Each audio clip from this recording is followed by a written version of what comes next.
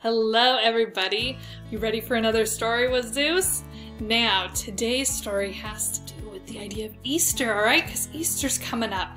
So we are checking back in with the farmer and his family for the parable of the lily, written by Liz Curtis Higgs and illustrated by Nancy Munger. One wintry day, the farmer's young daughter shuffled through the snow, headed for the mailbox at the end of the lane. Brr! It was cold. She peered inside the mailbox and found a small white envelope. Surprise! It was addressed to her. Dear Maggie, the letter began, I'm sending a very special gift just for you. Look for it soon. Maggie loved getting presents, especially a gift as mysterious as this one. When would it come? Who was it from? What would it be? The farmer's daughter waited and waited, some days patiently, some days not so patiently. Then one very ordinary afternoon, a box appeared on her doorstep. The gift had arrived. The farmer watched as his daughter excitedly tore off the wrapping paper. He was eager to see what she thought of her present.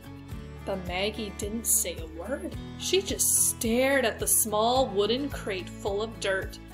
Dirt was not at all what Maggie had hoped for.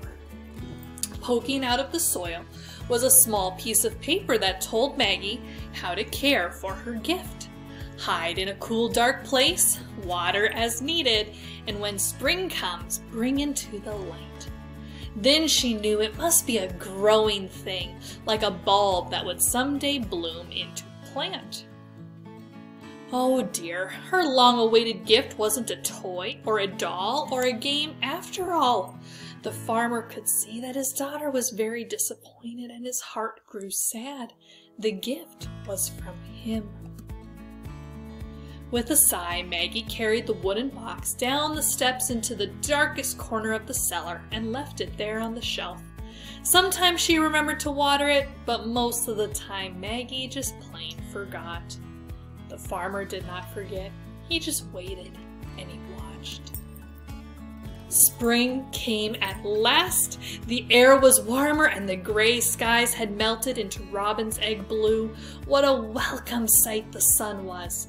It was time for the farmer to hoe his garden, getting the soil ready for the seeds that filled his pockets. Maggie wanted to help, so she marched down the cellar steps to get her own Maggie-sized gardening tools. That's when it happened. Searching for her toolbox in the darkest corner of the cellar, Maggie knocked the forgotten crate of dirt off the shelf.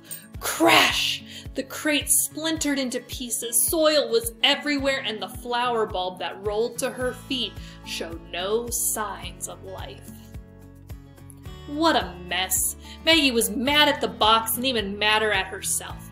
She swept up the dirt and threw away the broken box, grumbling under her breath.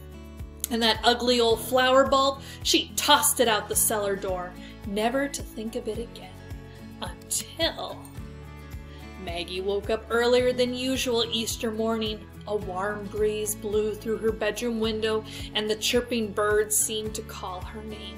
Still dressed in her nightgown, Maggie tiptoed out into the garden. She was hoping to find some daffodils or tulips to decorate the table for Easter breakfast. That's when she saw it.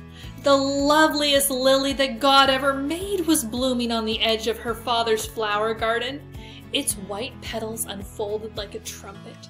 Its leaves were green with new life. Its scent was as fragrant as the most expensive perfume.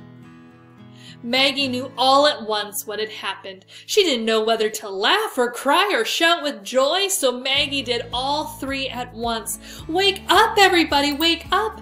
Come see, the gift is alive! Her family hurried out to the garden. They couldn't believe their eyes. So much beauty from such an ugly box of dirt. Maggie noticed the farmer standing in the doorway, quietly watching. His smile gave away his secret.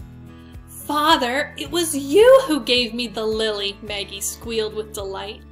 Suddenly, her little girl's smile began to fade. Oh dear.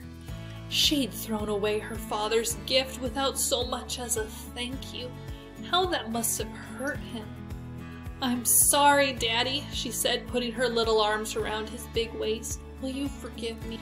"Oh, my child," the farmer whispered, hugging her tight. "That's what Easter is all about."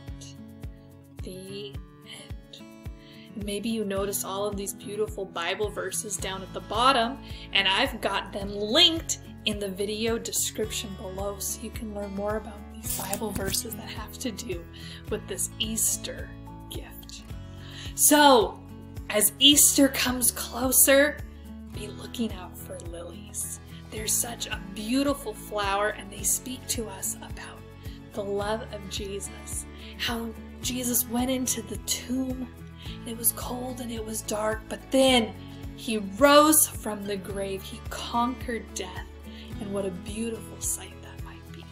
And maybe if you've done our craft corner, you've made some lilies out of your handprint to make a pretty bouquet. They might not smell the same, but they're still kind of fun. All right, I think Zeus is ready to go play. What do you think? Have a wonderful rest of your day, and we will see you next time.